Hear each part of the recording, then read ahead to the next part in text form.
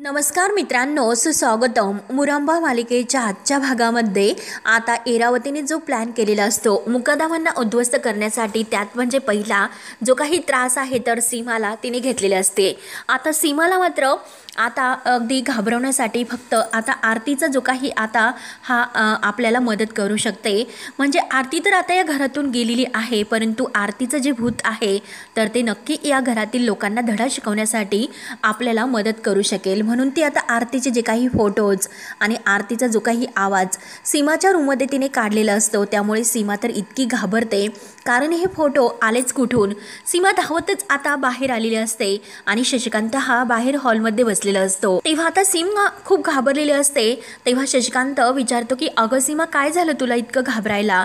तर सीमा म्हणते की अहो, आता घाबरणार नाही का, कारण आपली आरती आहे ना, आरती आलेली आहे. परंतु हे बघा अहो, ती तर बिचारी देवाघरी गेली, परंतु तिचे आवाज आपल्या रूममध्ये ऐकू येतात.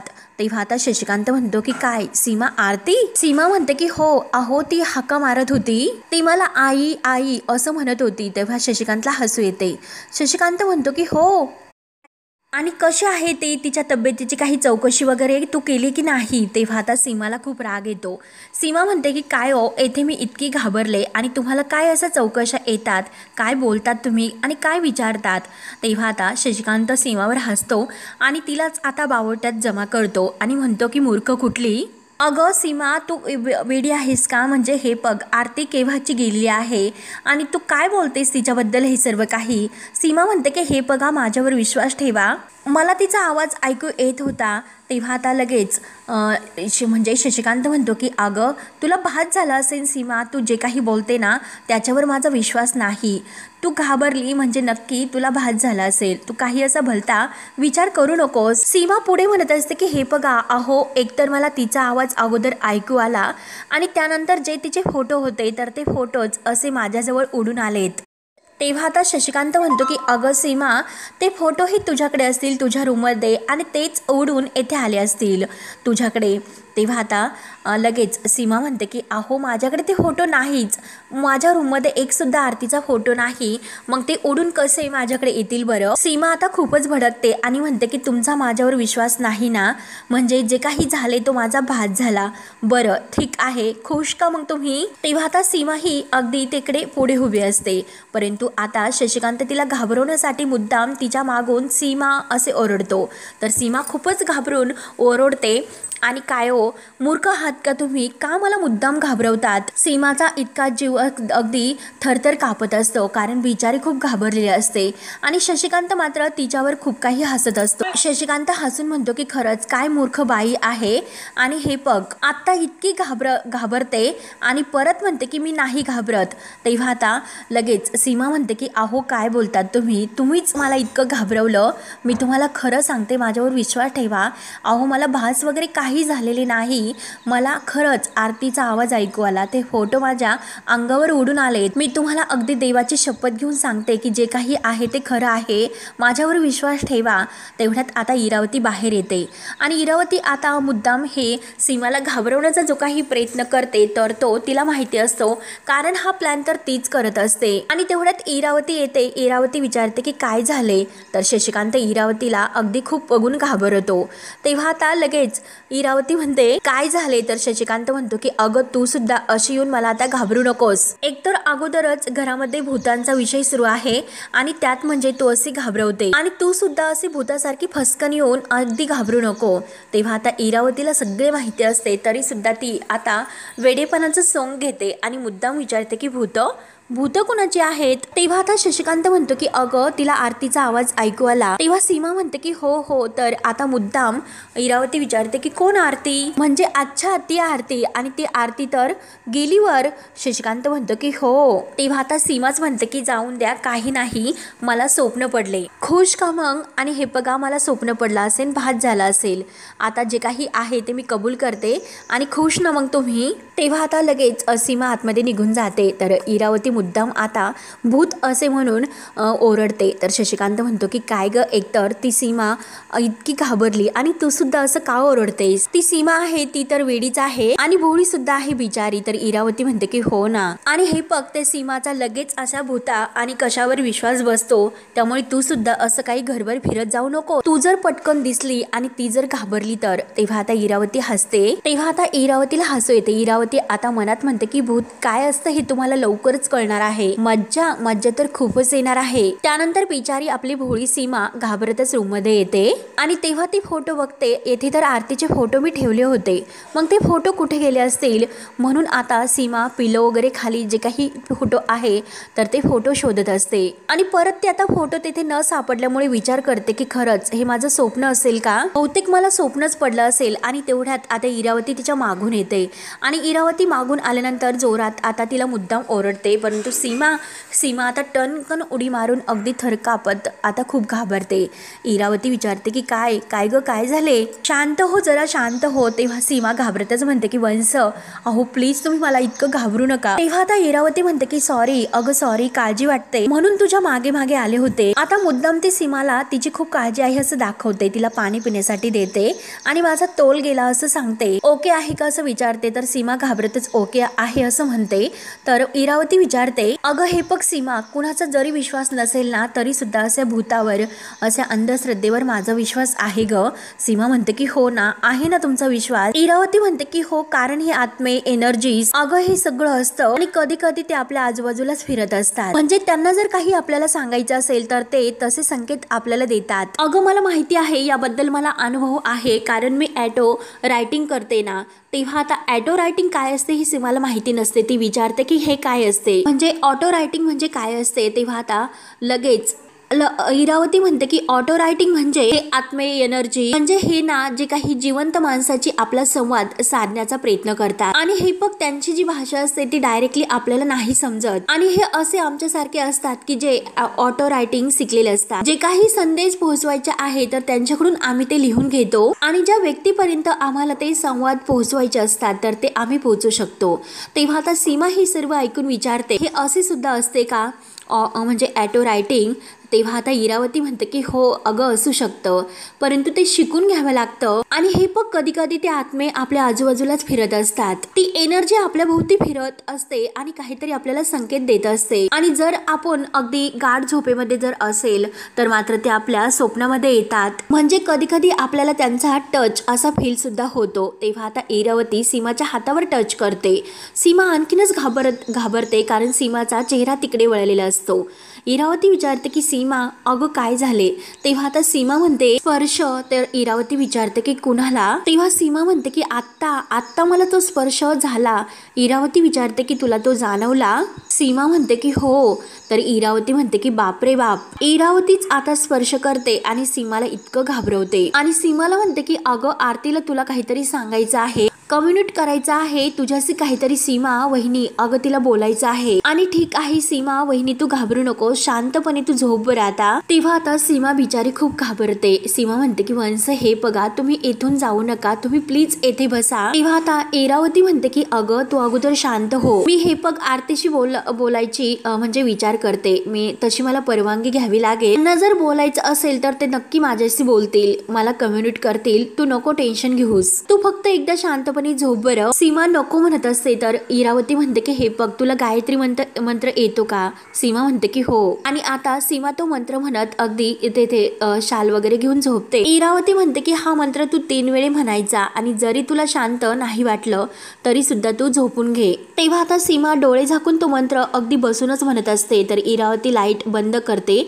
हसून सीमाची ती अवस्था बघत असते. तेव्हा आता इरावती बाहेर निघून जाते. सीमा आता जेव्हा डोळे उघडते तर तेव्हा सर्वत्र काळोख असतो. तर आता काळोख बघून मात्र सीमाला आणखीन भीती वाटते. इरावतीने तर लाईट बंद केलेले असतात म्हणून सीमा आता आणखीनच घाबरते आणि आपल्या अंगावर ती शाल घेऊन लगेच तो मंत्र म्हणत ती अगदी घाबरतच झोपलेली असते. त्यानंतर आता इकडे साई रूममध्ये बसलेला असतो आणि तेवढ्यात दरवाजा वाजतो आणि तेवढ्यात पंकज काका आलेले असतात. साई दरवाजा उघडतो आणि लगेच पंकज काका म्हणतात की अहो साई भाऊ. आता पंकज काकांचा आवाज ऐकल्यानंतर रमाचे कान लगेच टवकारतात. साई विचारतो की तुम्ही आज येथे कसे आलात? तेव्हा आता पंकज काका म्हणतात की गाडी भाड्याने मिळेल का ते विचारण्यासाठी मी आलो होतो. तेव्हा आता साई म्हणतो की हो मिळेल ना, कशासाठी लागते असं विचारतो. तेव्हा आता काका म्हणतात की रमाची आई आहे ना, तिला त्र्यंबकेश्वरला जायचा शेवटचे दिवस राहिलेत म्हणून ती म्हणाली की देवदर्शन तरी करूयात. ताई त्यांना विचारतो की काय झाले, तर काका म्हणतात की त्या आजारी आहेत. रमाचे डोळे आता आईचं नाव काढल्यानंतर अगदी भरून येतात. तेवढ्यात माई बाहेर येतात. माई विचारतात की काय रे, काय झाले, इतक्या रात्री कोण आले रे? तेव्हा आता पंकज काका म्हणतात की अहो मी आहे, गाडी भाड्याने पाहिजे ना म्हणून विचारण्यासाठी आलो होतो. तेव्हा आता माई ओरडते की अहो तुम्हाला काही काळ वेळ आहे की नाही, म्हणजे माझ्या पोट्याने आता झोपायचं सुद्धा नाही का हो? तेव्हा आता आईचं नाव काढल्यानंतर तिला आईची आठवण येते. रमा बिचारी आपली आता तेथे रडत असते. तेव्हा आता साई म्हणतो की अगं माई तू ओळखलं नाही का, अगं हे रमाचे काका पंकज भाऊ आहेत. तेव्हा आता काका म्हणतात की मागे सुद्धा मी येऊन गेलो होतो. तर आता माई म्हणतात की हो का. तेव्हा आता लगेच पंकज काका साईला जे काही आता केलेले आहे तर त्याबद्दल माईंना म्हणतो की तुमच्या लेकाने इतकं छान काम केलं, त्या माहीला पळून लावले आणि आमच्या रमाला मात्र तिच्या नवऱ्याच्या घरी सुखरूप आणले. तेव्हा हे आता ऐकल्यानंतर साईला वाईट वाटतं. तो खाली मान घालून उभा असतो आणि रमा बिचारी आतमध्ये रडत असते. तेव्हा आता पंकज काका पुढे म्हणतात की हो त्यासाठीच रमाच्या आईची शेवटची ही इच्छा आहे आणि ती इच्छा पूर्ण करायची आहे. तेव्हा आता रमा लगेच आता डोळ्यातील पाणी पुसते पदराने आणि लगेच बाहेर येते. तेव्हा आता लगेच ती पंकज काकांना विचारते की काय झाले माझ्या आईला. तेव्हा आता काका लगेच रागाने पुढे येतात. काकांना असे वाटते की ही माही आहे. ते लगेच आता रागानेच विचारतात की तू कोण आहे. तेव्हा आता रमा बिचारीला वाईट वाटते तरी सुद्धा सांगते की अहो काका मी रमा आहे. तेव्हा काका रागानेच म्हणतात की तू आणि रमा, अगं मग एवढ्या रात्री तू याच्या घरामध्ये काय करते. तेव्हा आता रमा रडतच म्हणते की कुठे जाऊ मी, जागा ठेवली का मला कुठे जाण्यासाठी. खरं खोटं न करता त्या खोट्या रमाला तुम्ही सगळ्यांनी माझ्या जागी नेऊन ठेवले, मग मी काय करायचं होतं. तेव्हा आता पंकज काका म्हणतात की हे बघ, तेव्हा साई सुद्धा म्हणला होता की तू माही आहे आणि ती रमा म्हणून. तेव्हा आता रमा बिचारी खूप आता रागवलेली असते. ती रागाच्या म्हणजे भरातच म्हणते की हे बघा काका, त्यांच्याकडून सुद्धा ही खूप मोठी चूक झाली आणि जाऊन द्या. हे बघा काका, मला त्या विषयावर आता सध्या नाहीच बोलायचं. जे काही घडलेले आहे मी तुम्हाला ते नंतर सांगते. जेथे मला स्वतःच्या आईने आणि माझ्या नवऱ्याने ओळखलं नाही तर तेथे मला इतरांकडून मी काय अपेक्षा करणार आहे. आणि आईला काका काय झालं ते मला सांगा. तेव्हा आता काकांचा तरी सुद्धा विश्वास बसत नसतो. काका म्हणतात की हे बघा, मला उगाच गंडवू नका. मला माहिती आहे की तू रमा नाहीस तर माही आहेस. तेव्हा आता लगेच म्हणजे माई म्हणतात की अहो तुम्ही असं काय करतात, अहो ही माही नाही तर रमा आहे. तर आता हे ऐकून पंकज काका म्हणतात की काय म्हणतात तुम्ही. तर माई म्हणतात की अहो त्याच रमा आहे. तेव्हा आता रमा म्हणते की काका हे बघा, त्या खोटं नाही बोलत, मीच तुमची रमा आहे, तर वर विश्वास ठेवा. तेव्हा आता पंकज काका म्हणतात की काही नाही, तू नाटकं करतेस. अगं तुझ्या गळ्यावर तुझ्या हातावर जो टॅटू आहे तर तो टॅटू सुद्धा दिसतोय आणि तरी सुद्धा म्हणते की तू माही आहे म्हणून. आणि काय ग, तू आमच्या रमाचं आयुष्य उद्ध्वस्त करायला निघाली का. साई सुद्धा पूर्ण वैतागलेला असतो. साई म्हणतो की हे बघा, अहो पंकज भाऊजी ह्याच रमा आहे. तेव्हा आता पंकज काका साईंना सुद्धा म्हणतो की ह्या रमा आहे का. आणि त्यावेळेस तर साई तू म्हटला होता की ती रमा आहे म्हणून आणि आता म्हणतो की ही रमा आहे म्हणून. आणि काय रे, माझ्या बरोबर तू गेम वगैरे करतो की काय. म्हणून आता पंकज काका साईवर धावून जाऊन त्याची गचंडी धरतात. तेव्हा आता साई म्हणतो की हे बघा पंकज काका, माझ्यावर विश्वास ठेवा. त्यावेळेस माझ्याकडून चूक झाली परंतु ह्याच आपल्या रमा आहे हो. तेव्हा आता पंकज काका विचारतात की मग माही कुठे आहे. तर माही अक्षयच्या घरी असे साई सांगतो. तर पंकज काका पुन्हा चांगलीच गचंडी धरतो आणि साईवर धावून जात म्हणतो खोटं माझ्याशी बोलू नका, तिकडे आमची रमा आहे, ती माही नाही. तेव्हा आता साई म्हणतो की हे बघा, माझ्यावर विश्वास ठेवा, माझा ऐकून घ्या, त्या माहीनेच आता आपल्याला सगळ्यांना फसवले. तेव्हा आता माही पंकज काकांना म्हणते की हे बघा, अगोदर कॉलर सोडा. म्हणून आता माही पुढे जाते आणि पंकज काकावर धावून जाते, कॉलर सोडा. आणि काकावर ओरडते. तर आता रमा सुद्धा काकांना म्हणते की हे बघा काका थांबा, आणि हे सगळं तुम्ही काय करतात काका, मला आता वाद नकोय. आणि हे बघा काका, यांनीच मला मदत केली आहे आणि आधार सुद्धा दिलेला आहे, त्यामुळे तुम्ही प्लीज माझ्यावर विश्वास ठेवा की मीच तुमची खरी रमा आहे म्हणून. ती माही तिकडे.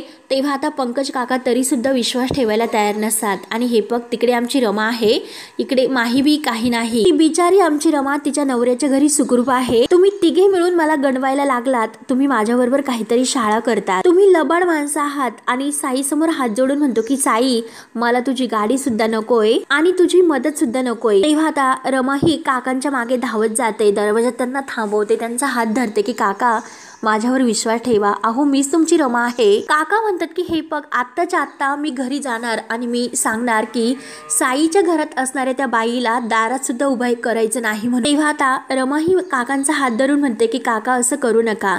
तेव्हा पंकज काका रागानेच रमाच्या हातातील हात काढून घेतात आणि तेथून निघून जातात. रमा बिचारीला इतकं वाईट वाटतं. तेव्हा आता माई ह्या ओरडतात की हे सर्व काय चाललंय, कोणी येथे यायचं, आपल्यावर रुबाब करायचा, आपण सगळ्यांचा ठेका घेऊन बसलेला आहोत का. तेव्हा आता साई आता माईला म्हणतो की तू शांत राहा, कशाला आता हा तमाशा करतेस. मग माई अगं ह्या रमा आहेत त्यांना माहिती नाही, त्यांचा खूप मोठा गैरसमज झालेला आहे. तेव्हा आता रमा म्हणते की साई हे बघा मला आत्ताच्या आत्ता आईकडे घेऊन चला प्लीज. तेव्हा आता माई ओरडते की आता हिचं काय आहे हे, आणि हे बघ हे इथे जरी राहिली तर मला काही अडचण नाही, परंतु हे जर असं सतत चालू राहिले तर मला ते नाही चालणार, हे लक्षात ठेव. तेव्हा आता रमा म्हणते की हो म्हणूनच मला इकडून जायचं आहे. तर माई लगेच हे ऐकून म्हणतात की बाप्पा तुला येथे थोडंच सांगितलं की तू इथे राहू नको म्हणून. रमा आता रडतच म्हणते की हे बघा मी आईकडे जाईल, तिला सगळं काही व्यवस्थित समजावून सांगेल, आणि साई प्लीज तुम्ही मला घेऊन चला. तेव्हा आता साईला काय करू आणि काही नाही सुचत नसतं. त्यानंतर आता इकडे ही माही आपले केस आता मोकळे आहे तर ते वेण्या सोडून मोकळे करते. तेव्हा आता वैतागून म्हणत असते की खरंच आता कुठे मला इतकं बरं वाटतं, कारण त्या 2 वेण्यांचं मला खरंच खूप ओझं झालं होतं. तेव्हा आता इरावती तिच्या मागेच असते आणि म्हणते की ओझं झालं तर फेकून द्यायचं असतं, आणि आता तिच्या खांद्यावर हात ठेवून आरशामध्ये बघत म्हणते की खरंच तुला हे मोकळे केस छान दिसतात, अगदी मस्त. आणि काय ग अक्षय दिसत नाही, अक्षय कुठे गेलेला आहे. तर आता माही म्हणते की ते बाहेर गेले. तेव्हा आता लगेच इरावती म्हणते की अगं मग तुला हवं तसंच राहा ना, आणि छान दिसतात तुला असे मोकळे केस, खूप सुंदर दिसतात. तेव्हा आता माही म्हणते की हो ना, आणि इरा अगं त्या 2 वेण्यामुळे खूप डोकं दुखतं, परंतु अगं त्या रमाचीच ही स्टाईल आहे त्यामुळे मला तर हे करावेच लागेल. तेव्हा आता इरावती दरवाजा लावते आणि माहीला म्हणते की हे बघ रमाने केलं, रमा तशी वागली, आणि आता मग तुला ही सर्व रमासारखं वागण्याची गरज तर नाही, कारण तू रमा म्हणून या घरामध्ये आलेली आहे, रमाला म्हणून तुझा या घरातील सगळ्यांनी स्वीकार केलेला आहे, त्यामुळे तू तुला हवं तसं तुझ्या मनासारखं वागू शकते. आणि हे बघ आता हे असेच केस खरंच खूप तुला छान दिसतात, असे ठेवत जा तू, आणि असं टिपिकल वगैरे राहण्याची तुला गरज नाही, आता अगदी ती ओल्ड फॅशन. तेव्हा आता माही लगेच म्हणते की अगं पण त्या रमाचं काही खरं सांगता येत नाही, इरा ती कधी पण काही करू शकते, मला आता खूप अशी भीती वाटते की नक्की मला अक्षयपासून लांब करणार आहे. तेव्हा आता इरावती तिच्या तोंडावर बोट ठेवते आणि असं काही बोलायचं नाही, तू वेडी आहेस का, असं काही होणार नाही असे बोलायचे सुद्धा नाही, आणि परंतु हे बघ तुला जी भीती वाटते ती सुद्धा रास्त आहे आणि मला सुद्धा ती रास्त वाटते, परंतु काय करायचं डोक्यात आहे तुझ्या. तेव्हा आता लगेच माही म्हणते की इरा हे बघ मला देविकाने एकदा सांगितले होते अक्षयची प्रॉपर्टी तुझ्या नावावर करून घे, म्हणजे तुला रमाला ब्लॅकमेल करता येईल. तेव्हा आता इरावती लगेच म्हणते की अगं कमालच आहे, आणि तुझी देविका आहे ना ती सॉल्टेड आहे, तिने जे तुला सांगितले ते अगदी परफेक्ट सांगितले आणि हेच तुला करायचं आहे. आणि हे बघ हे सर्व करताना तुला जर काही मदत हवी असेल, कोर्टातील पेपर्स वगैरे जे काही आहे ती मदत मी तुला करेल. आणि तेवढ्यात माहीच्या मोबाईलवर एक कॉल येतो, कारण तो मंगला मावशींचा कॉल असतो. आता माही फोन उचलते, हॅलो म्हणते. तर आता तिकडून मंगला मावशी म्हणतात की हॅलो रमा, आणि तू असं का विचारते की अगं कोण बोलतेस, म्हणजे अगं मी मंगल मावशी बोलते, आणि काय ग तू विसरलीस का मला, आणि माझा नंबर सुद्धा तू विसरलीस का. तेव्हा आता माही थोडंसं वैतागून म्हणते की हो मावशी अगं बोल ना. तेव्हा आता लगेच मंगला मावशी म्हणते की अगं एक प्रॉब्लेम झालेला आहे. तेव्हा आता लगेच माही विचारते की आता काय झाले, आणि कावेरी तर आता माही विचारते की आईला काय झाले. तेव्हा आता मंगला मावशी जे काही आहे ते सर्व सांगते, आणि आता येते असं आता ऐकल्यानंतर ती म्हणते आणि फोन ठेवते. तेव्हा आता फोन ठेवल्यानंतर माही आता इराला म्हणते की हे पग रमाच्या आईला बरं वाटत नाही, आणि हे पग मी खूप थकलेले आहे, मी नाही जाऊ शकत आणि मी आराम करते. तेव्हा ती जायला निघते तर इरावती तिचा हात धरते आणि म्हणते की अगं तू वेडी आहेस का, हीच ती वेळ आहे, अगं ती रमा तेथे पोहोचण्याच्या अगोदर तुला तेथे पोहोचायला हवे आणि कांगावा करायला हवा. तेव्हा आता माही विचारते की काय करायचं आहे. तेव्हा आता इरावती म्हणते की अगं कांगावा कर, म्हणजे अगं तुला ऍक्टिंग करावी लागेल की त्या आईच्या पुढे पुढे करावं लागेल, म्हणजे तिच्या आईची जास्त सेवा तुला करावी लागेल, म्हणजे अक्षयला कसं पटेल, त्याचा तुझ्याबद्दलचा विश्वास आणखीन दृढ होईल. हे सुद्धा आता माहीला कळत नसते की नक्की काय ती काय म्हणून विचारते. तेव्हा इरावती पुन्हा तेच म्हणते की अक्षयचा विश्वास तुझ्यावरचा दृढ होईल. तेव्हा आता माही म्हणते की हे बघ इरा, मला कळेल अशा भाषेत तू बोलशील का. इरावती पुन्हा तेच म्हणते की अक्षयचा विश्वास दृढ. तर माही वैतागून म्हणते की अगं इरा, दृढ म्हणजे काय असतं. तेव्हा आता इरा पक्का असं म्हणते आणि अक्षयला अगदी कन्फर्म होईल की तू रमा आहे म्हणून. तेव्हा आता माही म्हणते की ओके आणि शेवटी आता तेथून ती जायला निघते. त्यानंतर बिचारी सीमा आता लाईट तर आता रूम मध्ये बंद असतो आणि खूप घाबरलेली असते. आपल्या डोक्यावरील ते कापड काढते आणि आता इकडे तिकडे बघते, झोप का येत नाही असं स्वतःला विचारते. असं अस्वस्थ मला का वाटतं की नक्की असं का वाटतं की कोणीतरी येते आहे म्हणून आणि मला झोप का येत नसेल. म्हणून झोपायचा प्रयत्न कर. आता ती झोपायचा प्रयत्न करत असते आणि तेवढ्यात परत आरतीचा आवाज तिच्या कानावर पडतो की मोठी आई, आणि पुन्हा ते फोटो आता तिच्या अंगावर येऊन पडतात. सीमा आता घाबरूनच उठते. आता आरती म्हणत असते, म्हणजे आरती नसते तर इरा होते असते आणि त्या आवाजात आता ती बरोबर तो आरतीचा आवाज काढत असते. आता आरती म्हणते की मोठी आई, तुम्हाला माझी आठवण नाही येत का हो? मोठी आई, तुम्ही मला विसरलात का? आता मात्र आता आरतीचे फोटो आता एक एक करून सीमाच्या अंगावर पडतात. सीमा आता आणखीनच घाबरते की आरती तू इथे आहेस का असं ती घाबरतच विचारते. सीमा म्हणते की आरती, तुला काही मला सांगायचं आहे का? माझी काही चूक झाली का? हात जोडून म्हणते की माझं चुकलं का, मला माफ कर आणि मी जागे आहे. अनून खूप घाबरते आणि अक्षयला उठू की नको, पण नक्की आता हे कुणाला सांगू असं ती आता घाबरतच विचार करते. नक्की आरतीचाच आवाज आहे की मला भास होतात. आता सीमाची पूर्णपणे आता ही अवस्था अशी होते. आरतीचा आवाज तर मला ऐकायला येतोय आणि आता मी जर अक्षय आणि रमाला कसं उठू बरं? त्यांचा संसार आत्ताच कुठे नव्याने सुरू झालेला आहे, त्यामुळे नको, त्यांना त्रास द्यायला नकोच. परंतु कुणाला हे सर्व सांगू, कुणाला उठवू? म्हणून धावतच ती बाहेर येते. आनंदला आवाज देते, जानू, आनंद, आनंद. तेवढ्यात आनंद बाहेर येतो. आनंद म्हणतो की आई, अगं काय काय इतकी घाबरली? जान्हवी सुद्धा बाहेर येते. तर आता सीमा म्हणते की आनंद, अरे मला भीती वाटते, मला खरंच खूप भीती वाटते, कारण मला आरतीचे आवाज ऐकू येतात. तेव्हा आता आनंद विचारतो की अगं आई, तुम्हाला नीट सांग बरं, नक्की काय झाले ते? सीमा आता घाबरतच म्हणते की हो हो सांगते. सीमाला पूर्णपणे घाम आलेला असतो आणि ती घाबरून गेलेली असते आणि म्हणते की हे बघ, मी माझ्या खोलीमध्ये अगदी शांतपणे झोपण्याचा प्रयत्न केला होता. मला झोप लागत नव्हती, अस्वस्थ असल्यासारखं वाटत होतं, मला माझ्या खोलीमध्ये भीती वाटत होती. परंतु असे अचानकच मला आरतीचे आवाज यायला लागलेत आणि असे भासवायला लागलेत आणि तेवढ्यात खिडकीतून वारं आणि फोटोज आणि आवाज ऐकू यायला लागले. त्यावर आता हे ऐकून जान्हवी म्हणते की आई, तुम्ही आत्ताच म्हणाला होतात की तुम्हाला भास व्हायला लागलेत म्हणून. आनंद सुद्धा तेच म्हणतो की आई, तुला ऍक्च्युली भासच झाले असेल. आई, हे असं काही नसतं ग. तेव्हा आता सीमा म्हणते की नाही, मी तुम्हाला खरं सांगते, माझ्या डोळ्यांनी मी ते बघितलं, कारण ते फोटो खरे होते आणि या माझ्या कानांनी आवाज सुद्धा ऐकला मी आरतीचा. तेव्हा आता आनंद म्हणतो की आई, अगं तू शांत राहा, मी तुझ्या सोबत येतो, आपण बघूयात की नक्की काय झाले ते. आणि आता आनंद जान्हवीला म्हणतो की तू झोप, आम्ही तोपर्यंत आलोच. परंतु जान्हवी आता लगेच ओरडते. जान्हवी म्हणते की मी एकटी येथे नाही थांबणार, जर मला सुद्धा आता आरतीचा आवाज ऐकू आला तर मी काय करणार, चला मी सुद्धा येते. म्हणून आता सीमा, आनंद, जान्हवी हे तिघे खाली येत असतात आणि तेवढ्यात हॉलमध्ये शशिकांत त्यांना बघतो आणि विचारतो की काय काय हे चालले तुमची सर्वांची दिंडी कुठे चाललेली आहेत आणि तुम्ही घाबरलात का? इतके का घाबरलात? सीमा बिचारी पूर्ण घामाने ओली झालेली असते.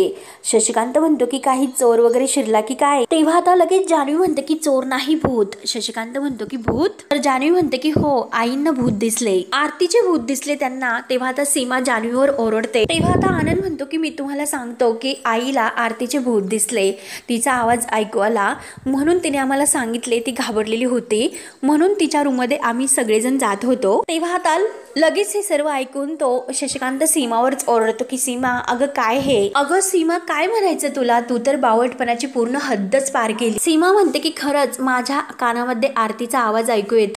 मग ती खिडकी उघडते आणि त्यातून वारं येते आणि लगेच शशिकांत म्हणतो की त्यातून फोटो आणि आवाज ऐकू येतो. सीमा म्हणते की हो, एकदम बरोबर, आणि तुम्हाला हे सर्व कोणी सांगितले? तेव्हा आता शशिकांत म्हणतो की अगं काय बोलतेस, तूच मला मगाशी सांगितले होते. अगं सीमा, काय करतेस तू? उगाच त्या पोरांना रात्रभर जागा करून ठेवलंस. आणि शशिकांत त्या दोघांना झोपायला जायला सांगतो. तेव्हा आता सीमा म्हणते की अहो, जरा तुम्ही हळूच बोलतान का प्लीज? जर अक्षय आणि रमाला जर कळले तर तुमच्या आवाजाने ते नक्की उठतील. तेव्हा आता लगेच शशिकांत म्हणतो की अगं ते रूम मध्ये नाहीत, ते बाहेर गेलेत. सीमा विचारते की कशाला? तर शशिकांत म्हणतो की अगं कशाला काय विचारतेत, आणि हे बघ, जोपर्यंत मी जिवंत आहे तोपर्यंत तुला असले काही भूत वगैरे यांचे आवाज ऐकून घाबरायची गरज नाही. अगं भूतांचा राजा आहे तुझ्या बरोबर. तेव्हा आता जान्हवी विचारते की अहो पण बाबा, रमा आणि अक्षय यावेळेस कुठे गेलेत? तेव्हा आता शशिकांत म्हणतो की अगं त्या रमाच्या आईची तब्येत बरोबर नाही म्हणून तिला बघण्यासाठी गेलेत आणि जा बरं तुम्ही दोघेही झोपायला जा, काही काळजी करू नका, मी आहे सीमा सोबत। तेव्हा आता आनंद म्हणतो की आपण सगळे तिच्या रूम मध्ये जाऊयात, नक्की तिला कशाची भीती वाटते त्या भीतीचे कारण तरी शोधूयात। तेव्हा आता शशिकांत ओरडतो। शशिकांत म्हणतो की ऐक ना, मी तुला सांगितलं ना, कशाला डोक्याला तू आणखीन ताप देतोस? अरे मी तुला एकदा सांगितलं की तिला भास होतात। तेव्हा आता आनंद आईला म्हणतो की आई हे बघ, तू जरा शांतपणे जाऊन झोप, काही लागले तर मला सांग। आणि कसं आहे की गेलेली माणसं आपल्या मनामध्ये घर करून असतात, कधी कधी त्यांची आठवण इतकी अनावर होते की आपलं मन त्यांच्याशी जाऊन बोलावं असं वाटतं। ऍक्च्युली आई अगं ते आपलंच मन असतं, आपल्यालाच त्याच्याशी बोलायचं असतं, तू इतकं टेन्शन घेऊ नकोस, काही लागले तर मला सांग, मी लगेच येतो। तेव्हा आता जान्हवी म्हणते की आई अहो तुम्ही कशाला काळजी करतात, अहो आहे ना मी सुद्धा आहोत आणि बाबा सुद्धा तुमच्या सोबत आहे। आणि आता जान्हवी आनंदला म्हणते की चल ना, खूप झोप आली मला। आणि आता एकमेकांना गुड नाईट करून जान्हवी आईला म्हणते की तुम्ही सुद्धा झोपा आणि आम्ही सुद्धा जातो। आणि ते दोघे आत जातात। तेव्हा शशिकांत म्हणतो की अगं चल ना, आता कसला इतका विचार करतेस? तेव्हा आता सीमा विचारते की अहो रमाची आई इतकी आजारी असेल का? शशिकांत म्हणतो की अगं ते आता अक्षय आल्यानंतरच कळेल काय आहे ते, परंतु सीमा बिचारी आपली घाबरत टेन्शन मध्ये असते। तर मित्रांनो हा भाग येथे संपतो। पुढील भागामध्ये आता रमा बिचारी आता तेथे रडतच आईला भेटायला आलेली असते, आईला बघण्यासाठी। तेव्हा आता लगेच अक्षय आणि माही तेथे असतात। तेव्हा आता लगेच अक्षय रमावर ओरडतो आणि रमाला म्हणतो की तू तेथेच थांब, तुझी हिंमतच कशी झाली इकडे येण्याची, रमाच्या वेशामध्ये तुझी इथे येण्याची हिंमतच कशी झाली? आणि साई हा सगळा काय प्रकार आहे? तेव्हा आता साई म्हणतो की अक्षय भाऊ माझ्याकडून खूप मोठी चूक झाली, अहो ह्याच खऱ्या रमा आहे। तेव्हा आता लगेच माहीला धक्का बसतो, माही खूप घाबरते। तेव्हा आता रमा बिचारी आपली रडत असते आणि अक्षय आता रागाने साईकडे बघतो। तेव्हा मित्रांनो आता पुढे काय काय होतं हे पाहण्यासाठी आपल्या चॅनलला नक्की सबस्क्राईब करत राहा। धन्यवाद।